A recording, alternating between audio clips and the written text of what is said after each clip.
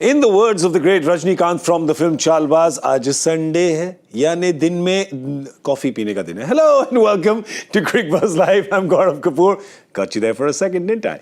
I've got Parthiv, Patel and Zaheer Khan here with me. Hello. Welcome. Every time I think of Chalbaz and Rajnikant, I have to say the word ghaslate. So I've said it and I've got it out of the way. Now let's look forward to the game. Australia versus India, the 5 T20 International Series. The second game to be played today at Thiruvananthapuram, which Parthiv will now spell. I'm not going to spell. Try. It says Trivandrum. No. I only know as Trivandrum. Thiruvananthapuram you have to spell. No. I'll give you 3 minutes to do it. In the meanwhile, we'll put a plate which will tell you that there's an India versus Australia game happening. The first game, of course, happened in Visakhapatnam, which India won. India actually... So here's the thing. It sounds counterintuitive. India won that game easily, but it went down to the last ball. Parthiv, please explain. It did not go to last ball. Technically it wasn't asked. It did not go to last ball. You got me. It wasn't India the last ball. India won by 19.5. That's right. Because he bowled a no ball. Sean Abbott did, yes. Yeah, Sean Abbott did. So that's why it did not go to last. So it went down to the second last ball. It shouldn't have even gone to the 20th over itself. Yeah. But it still did go to second last ball. Second last ball, yeah. But Zach, we got to say that chase, record chase, you're chasing 200 plus, you get it done so easily, you're never in danger till perhaps the last over when things got a little kind of dodgy. But it just tells you about this batting unit and it tells you about modern day T20 cricket. Absolutely, and that shows the strength of this batting lineup. There's no doubt about that. If two batters are staying in, they can chase down any kind of total. And I think that's the pressure Australia will have in this series for sure. Because 209 is going to be a great score for any side under any conditions. You can look to defend that, but and they got the start which they would have liked. 2 wickets early in that power play. One maiden over, we touched upon last time as well. And yet they managed to score 63. So 5 over 63 they managed and chased down that 209 with 1 ball to spare. Could have been much more easier. But that shows the strength in that batting lineup. Of course, it was the Josh English show for Australia last time. That's a tough one to say, na? Josh English show. The Josh English show. That's going to be a tongue twister. I'll use it later in the show. But of course, what Zach does not agree with is that they could have got more than 208. But there was one batter who was just a little stuck along with just... Anyway, moving on to today's game. Australia has won the toss and things have been reversed today because they have put India into bat. So I guess that's Australia's way also of saying that just like we put up a good total and you chased it down, now we're going to play that psychological game with you because you don't know what a good total is. Yeah, it has a lot to do with the rain also. You know, it's been raining in Trivandrum since a couple of days. A wicket should be in undercover, so there might be a bit of a moisture. And you never know about dew because dew is something which no one can predict, and there could be that factor also. But more than anything, I think in T20 format, we've seen historically that once you have a target in front of you, you can pace your inning accordingly, and that's exactly what all the teams are trying to do, unless there is a rank turner or a wicket which is helping bowlers. Otherwise, usually teams used to chase it, and that's exactly what Australia has done. So no surprises there. Okay, so now I'm going to play a guessing game with Parthiv and Zach because last time we had said that we will predict that Australia would have a couple of changes. So Travis Head didn't play and Glenn Maxwell didn't play. Wait. How many changes have they made? Guess. 1, 2, 3. 3, I think. 3 for sure. 3. That's Zach's guess. 3. Parthiv, yours? 2. Okay. And I just want to tell you that one of you has given the correct answer. Drum roll. Show the team. It's 2. Glenn Maxwell comes in for Aaron Hardy. And surprise, Adam Zampa comes in for Jason Behrendorff. Now, we're just waiting to get news if that is because of a niggle or some such, because Jason Behrendorff is the guy because of whom they bowled 5 overs in the power play and not 6, because he bowled that maiden over to Ishan Kishan. And honestly, Zach, left-arm pacer to left-arm pacer, that was a masterclass of bowling. your first over in a T20 game, just the shape he was getting. It was, and I think what you've seen in the modern day cricket for sure, especially in this format, if someone is able to swing the ball, everyone in this format are looking to go hard. They're looking to hit through the line. So a bowler who is able to command control on swing can trouble batters that we've seen, and Jason Behrendorff certainly has those kind of skill, and he's been superb. To Ishan Kishan especially, getting that ball, the length was up. He was looking to just allow the ball enough time to swing, and it troubled Ishan Kishan in that spell for sure. So the interesting thing is that we predicted that Adam Zampa, if he's okay to play, obviously, played the World Cup, they were winners, so a few of them took a week off to nurse hangovers perhaps, and well-deserved celebration and recover from that. We thought he would replace Tanveer Sangha, but what are they reading of this pitch? Because they are now playing three spinners effectively, because Glenn Maxwell's a frontline spinner now from what we've seen at the World Cup. They're playing Tanveer Sangha and Adam Zampa. Yeah, I think it's about probably there has to be a niggle to Jason Behrendorff here. Otherwise, out of the three fast bowlers which they've played, he was the best bowler. He gave only 25 runs in 4 overs, and the way he bowled, probably there's something. I personally feel that when there is a moisture on the wicket, where if it's swinging, if it's seaming, then it's spinning also. That could be the reason why they've gone with two wrist spinners, and especially with this India's batting lineup here also. You see a lot of left-handers there. So you want a leg spinner who's got a variety. If there is a lefty righty batter in between, you can always use both the leg spinners from both the end. Where if there is a righty bowling, they can a righty batting, they can bowl leg spinners, and if a lefty comes in, they can bowl that googlies also. Yeah. That could be one of the reason, but I feel that there should be some moisture on the wicket. That's the reason why they want to use that extra spinner there. I've solved the mystery, boys. Yesterday, Jason Behrendorff in the pre-match press conference was asked, how do you bowl to Suryakumar Yadav, who's in form like this? And he said, you give the ball to somebody else. So they've just taken the ball away from him. That's not what he meant. But anyway, well, let's have a look at the Indian team and say what they have done. Are there any changes there? No, that's as we predicted after the game on Thursday, that they would not make any changes. And fair enough, they've not made any changes. Ruturaj Gaikwad, Yashasvi Jaiswal, Ishan Kishan, Suryakumar Yadav, the captain, Tilak Verma, Rinku Singh, Akshar Patel, Ravi Bishnoi, Arshdeep Singh, Prasidh Krishna and Mukesh Kumar. Effectively still going in with the 5 bowlers, and that's it. Tilak Verma, they didn't bowl last game. Yeah. You both have seen him bowl enough. That option is always there. That option is there, but not if Josh Inglis is batting the way he was batting last time. Definitely, but I think what it tells me that that the Indian team is not looking to experiment. That's something which we were talking about, that whether India wants to try another combination, or whether 5 bowlers or 6 bowlers or all rounder in between. That's something which India is not trying, and just going with the combination which they've gone, and that's how Indian team has gone with throughout. Before going into a 50-over World Cup, they were trying to give a run to all the batters and all the bowlers also, and this is something which they're trying to do in this T20 format also. We have only 11 games to think whether what is the right combination for us before going into that T20 World Cup. But obviously there will be a lot of players coming in from this squad, but I think whenever you are picking a young player, you have to give them a run. You cannot just change them 1 game or a 2 game. You have to give them a run, and that's exactly what the Indian team has done here. I think I've figured it out. Stay with me for a second. They are not doing 6 batters, 5 bowlers. They're not doing 5 batters, 2 all-rounders, 4 bowlers. What they're trying to do for the 24 World Cup is they're going to play a team of 11 captains. We're almost there. We're there. Just see this. Just have a look. Listen, you think I'm joking, but we have had 9 captains since 2021. So we're too short now.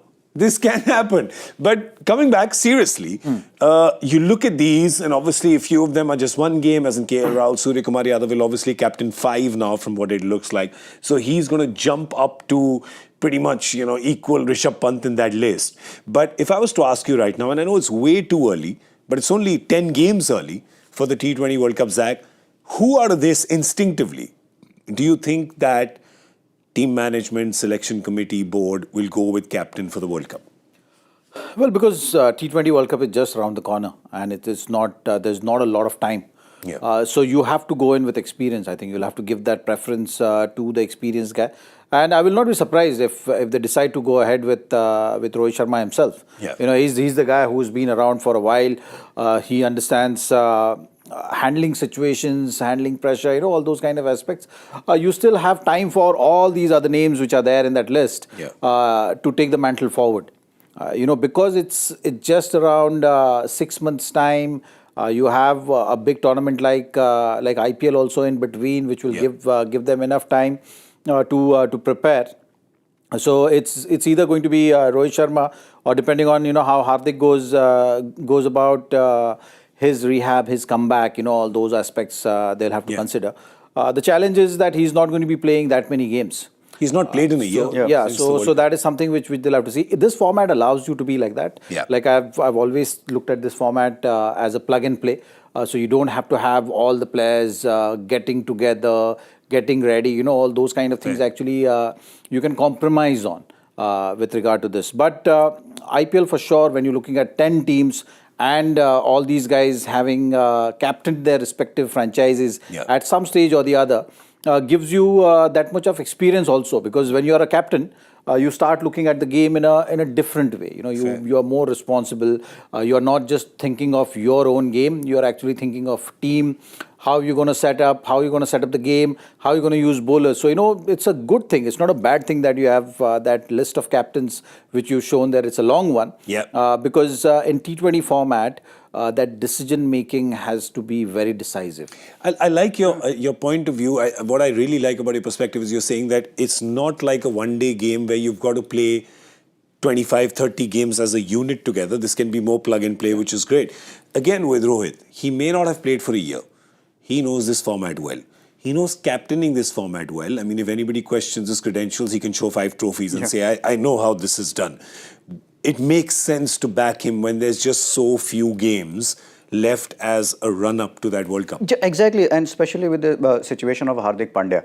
I think when everyone was sure that India's T20 captain after this World Cup, 50-over World Cup, it will be Hardik Pandya. But now that with his injury coming in, you don't know, as Zach mentioned about his rehab, whether he'll be fit on time or not, how many games he will play. But for 6 months, I think there is we can see the list of so many captains here, because there were a lot of series were happening, Test series, One-Day series, T20 series. All of them were happening simultaneously. That is the reason why we had other teams, other captains, and all of that. But I mean, it does make a sense that where Rohit comes in and leads the side for at least for this World Cup, and then move forward and then if you want to make a team for next year's Champions Trophy, and then another T20 World Cup and another World Cup after that. So I think that's something which you have. But yeah, for a short-term goal, I think India probably it makes sense to have Rohit as a captain of the side. Yeah, it does not stop. They're coming fast and furious, these multi-nation tournaments. But right now, let's just talk about this series. It's an important series, given that there's just 11 games before the World Cup. These 5 become very important. These 5 also become important because of the new players that are being tried out. You can see that there's some regulars that are missing, but some of the young talent on display. And I just want to for a second talk about Rinku Singh, because Rinku Singh from that one match against Gujarat Titans in the IPL. What you don't know and perhaps have not seen, that he's done this in Syed Mushtaq Ali. He's done it in domestic regularly, Parthiv. Yes. And just the fact that, even the other day, he didn't know it's a no ball. Yep. He hit a 6 of the last ball. This ability to hit a 6 of the last ball, rink-a-dink, just seems to, he's like a vending machine. You put a coin and he hits a 6. It's not about just how many sixes he has hit, but you got to understand the situation of the game where he has hit those sixes. Yeah. I mean, no one give him a chance of hitting 5 sixes. Who would have thought that 5 sixes can be hit? And even last game also, it was just 1 run of 1 ball, but still he puts himself into that situation where it doesn't look like that he's under pressure. It always looked like that he was always in a control of the game, where he was hitting boundaries, he was rotating the strike. Yes, he has that 6 hitting ability. We just saw this T20 numbers of his, but if you look at his first class average is also 50.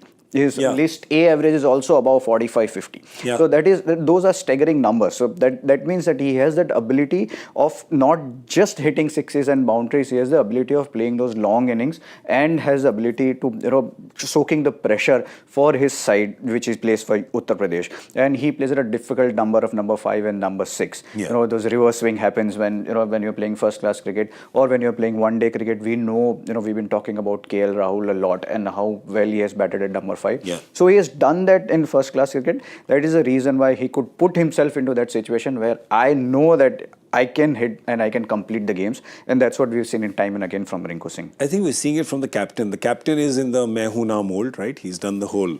No, he did what? He did this. Yeah, he did. Don't worry, I'm there. Rinku Singh has batted exactly like that. When you see those numbers, right?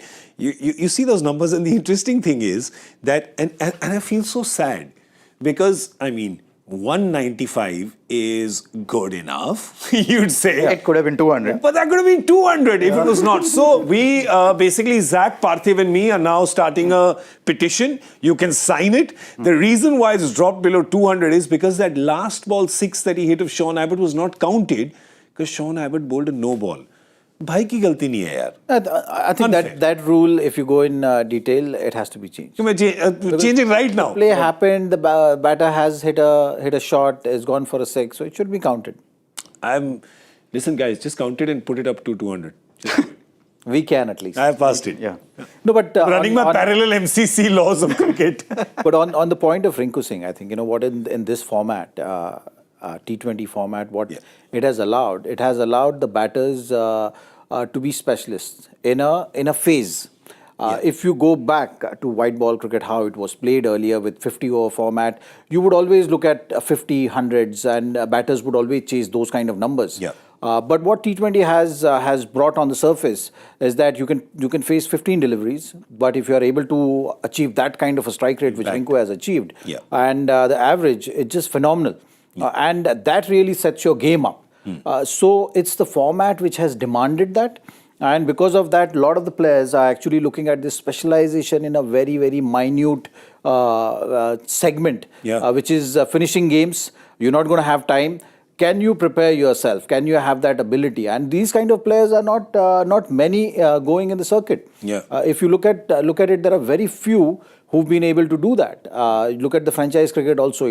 Maybe Miller, Pollard, MS. Those kind of names come to your mind. Hardik, for that matter, right now.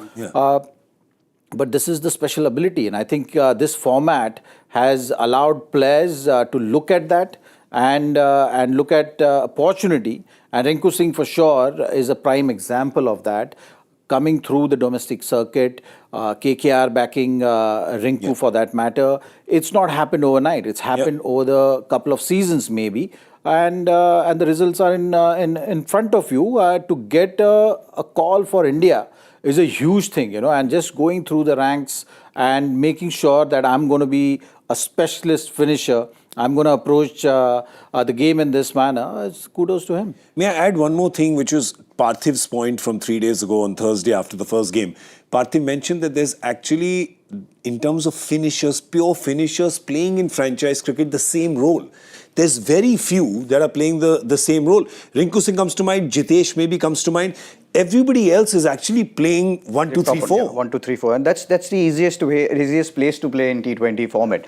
When you're playing first 6 overs, you have fielders inside. You can start your inning the way you want to start the inning. But as in compare this to number 6 and 7 or 5, you have to play an inning according to how the team has played. If it's 5 overs left and you either have to rebuild or you have to keep the momentum going and you have to take that strike rate or a run rate which is either at 8 and you have to make sure that it goes to 10. So these are different things. And if you're batting second, then you have a pressure of runs to score as well. Batting first, you might think that I want to finish on a high, but when you're batting second, then there is a pressure of how many runs, how many balls, all of that you have to count. And that's where I think it becomes a specialist job. Your openers are specialist and your number 5, 6, 7s are also a specialist. May I add that it's actually in terms of demand and supply. The demand is there for the India team to have a finisher, but the supply is very little because everybody else is either playing 3 or 4. Rinku's probably, it feels like at this point in time, he's kind of a lock-in for that spot for the World Cup. He wants to play the World Cup. There's no secret there.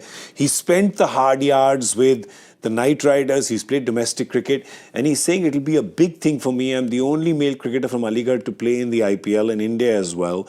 This is a huge thing for me. Every cricketer's dream is to play for India and represent the country in the World Cup. I am also living this dream. Boys, real quick, in or out for the World Cup? 24 summer.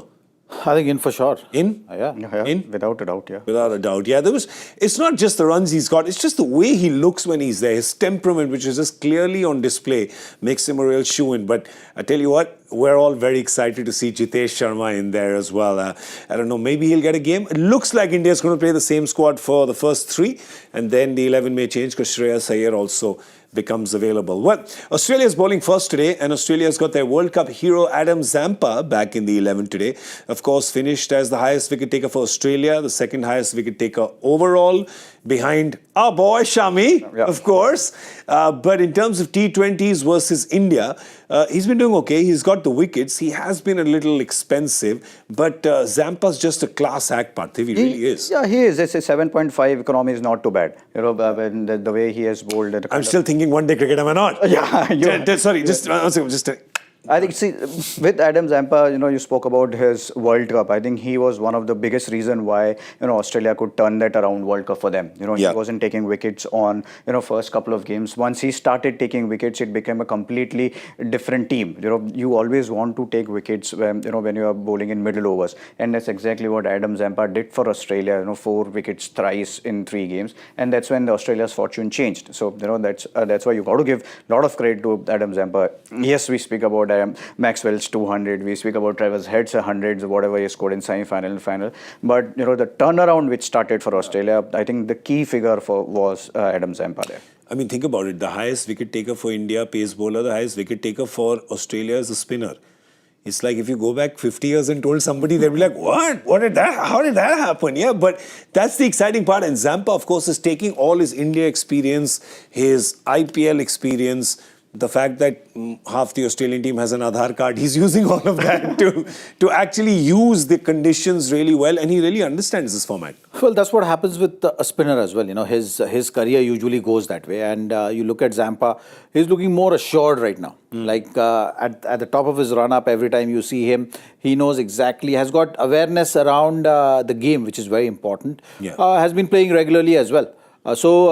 T. Sanga is someone which Australia is looking to groom under Zampa. Yeah, 21 I think the fact, and you go over the years, you know, Shane Warne, Stuart McGill was that pair who you would always look at. Shane Warne would play most of the matches, but whenever they get an opportunity, they always look to push him at that stage.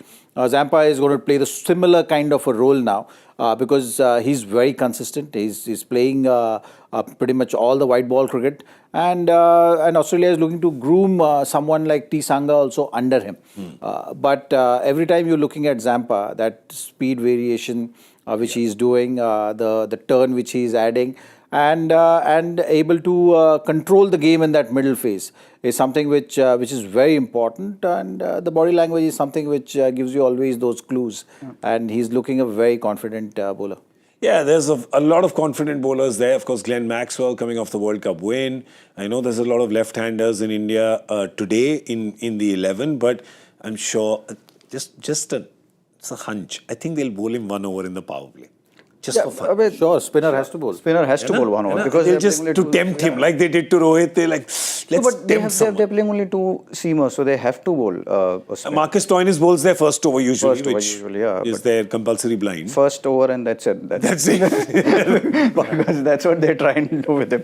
But yeah, wrist spinner is one wrist spinner is a necessity, and 2 leg spinner or 2 wrist spinners is the luxury, which Australia is trying to do here. Which India tried with Kuldeep and Chahal. So if you have 2 wrist spinners are usually the attacking options which Australia is trying to do here, and that is why they probably Australia is thinking ahead, where they'll be playing in West Indies and USA, where wickets will be slower, where they might need spinners in between. And if you have an option of 2 wrist spinners, and it can't get better than that. Yeah, I'll give you a money back guarantee on one thing. India, of course, batting first. I'll give you money back guarantee on the fact that there's going to be no quick singles between Jaiswal and Gaikwad. I just hope that Gaikwad just plays one ball at least. At least. भाई घर से bat लेके आए हैं, थोड़ा use तो करने दो. But yeah, so I think if we just talk about number 3 for a second, which is Ishan Kishan, and there was a point that was touched upon by both Zach and Parthiv in the previous game, is that he tends to just play out a few dot balls in the power play, and you would like to see a little escalation, if not an escalation there, at least singles, at least rotate the strike. Don't let 9 balls go with just 2 runs. So that's exactly where the numbers which you're talking about, the last block when we say dot percentage is 46.4. Yeah. Usually, that percentage, if you're playing around 25 to 30 or 30%, that's when you are in control of the game. When it goes beyond that, that means that you're playing 3-4 dot balls in a row. That's what the stats says. And Ishan's dot ball percentage is 46.4. But he has that ability of converting that into big shot. But if that 46 comes down to even 35, that will his strike rate, what we are seeing at 125, that will become 145. Yeah. So then he'll become a completely different player. Bowlers will actually, probably scared to bowl to him, where good balls will be converted into singles, and if there is a slightest opportunity, he will be able to convert those into boundaries. So that's something he can work on it. He gets stuck when there are usually an off spinner or a bowler with someone who's bowling at 140 plus. So that's when he needs to find that way of just rotating a striker. He is a high reward player because that Ishan Kishan has the ability to put it in the second tier, right? He can hit it. But the problem is when you go 10 balls and get just 2 runs, the risk becomes so high because, as you mentioned last time, if you get out on the 11th ball, you've put pressure on the team score as well as the guys coming next. Well, he has the ability to cover that gap. Yeah. But for that, he has to be there. If he's not there, that's on those days, you're going to find it very tough. But why let the gap happen is what you're saying. Exactly. So I'm saying, so you have to figure out, and it's still early days for him in his international career, and that's one area of his game which needs a little looking after for sure. You say with experienced players get better. And Ishan's case, that is going to be the scenario. There's no doubt that he's got the ability. He's definitely going to be that match winner. He's got that 6-hitting ability, which is very important. At ease, he can hit those 6s. But the time taken to get in and to start his innings is something which, for a top order batter, you can find boundaries. So in that power play, either it's a boundary or a dot ball. So you have to find that way of being little smart about it. Yeah. If you're doing that, and that you're doing it for the team. You're not doing it for your individual game, but it's something which is the requirement of the team. And going forward, you'll see that. Like if you keep an eye on this in the days where he's faced 10-12 deliveries but have not scored enough runs, the next batter coming in will always feel the pressure. On the days when he's gone on to play 20-25 deliveries, you will see that strike rate 145, which shows that to catch up those deliveries, he's actually gone at 180, 190 strike rate. True. So that's the ability he has. Yeah. If he can get it to 150, 160 strike rate, he can do it consistently if he really gets on top of his game. Yeah, it's a bit like what you used to see with Chris Gayle. Play like 5-6 balls dot and then boom, boom, 6 after 6. So, yeah, he can do that as well, Ishan. But today, of course, his turn will come after Jaiswal and Gaikwad, who will be opening for India. India batting first. Australia won the toss and put India into bat in Trivandrum. It was raining yesterday. I think it rained just a little bit this morning, but it looks like we're going to get a clear, complete game of 40 overs. We have a joy factor question.